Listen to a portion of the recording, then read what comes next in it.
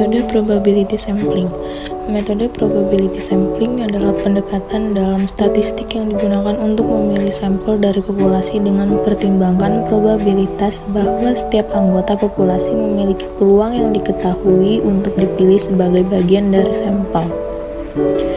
Ini memungkinkan hasil sampel untuk dianalisis dan umumnya digunakan untuk membuat kesimpulan yang lebih luas tentang populasi asli. Baik, saya akan memilih metode systematic sampling adalah salah satu teknik probability sampling yang digunakan untuk memilih sampel dari populasi dengan menggunakan interval sistematis. Dalam metode ini, setiap anggota populasi memiliki nomor urut dan sampel diambil dengan interval yang tetap.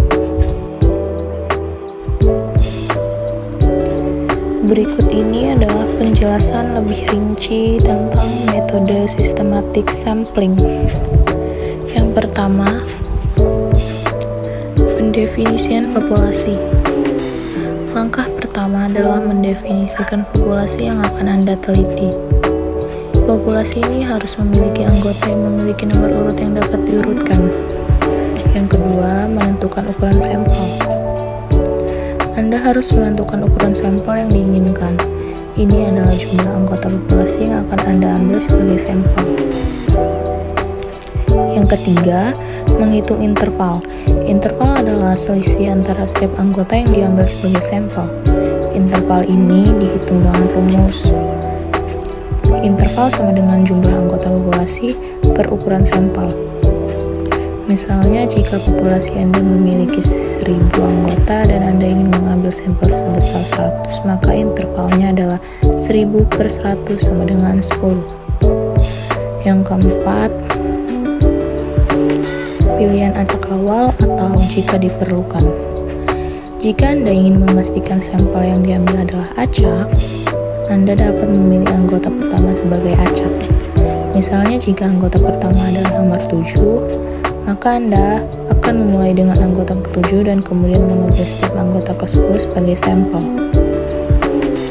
Dan yang kelima, pengambilan sampel. Setelah interval dihitung atau anggota pertama dipilih secara acak, Anda mulai mengambil sampel dengan mengambil anggota dengan selisih interval yang telah ditentukan. Ini dilakukan sampai Anda mencapai ukuran sampel yang diinginkan. Berikut adalah 2 contoh metode systematic sampling. Contoh yang pertama, pemilihan sampel pasien di rumah sakit. Seorang peneliti ingin melakukan studi tentang waktu tunggu pasien di sebuah rumah sakit dengan populasi pasien yang besar. Untuk mengambil sampel, peneliti memutuskan untuk menggunakan systematic sampling dengan menggunakan interval tertentu. Populasi pasien rumah sakit mungkin mencapai ribuan orang.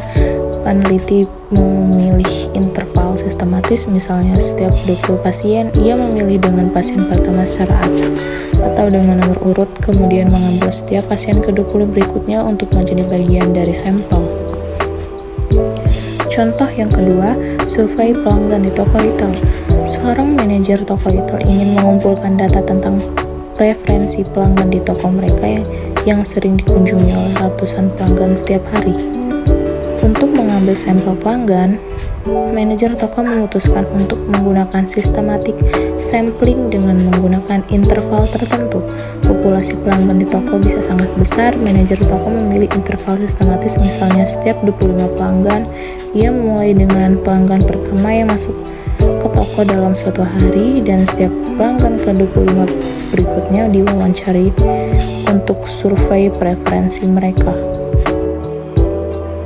Kedua contoh tersebut, systematic sampling digunakan untuk mengambil sampel yang relatif acak dari populasi yang besar.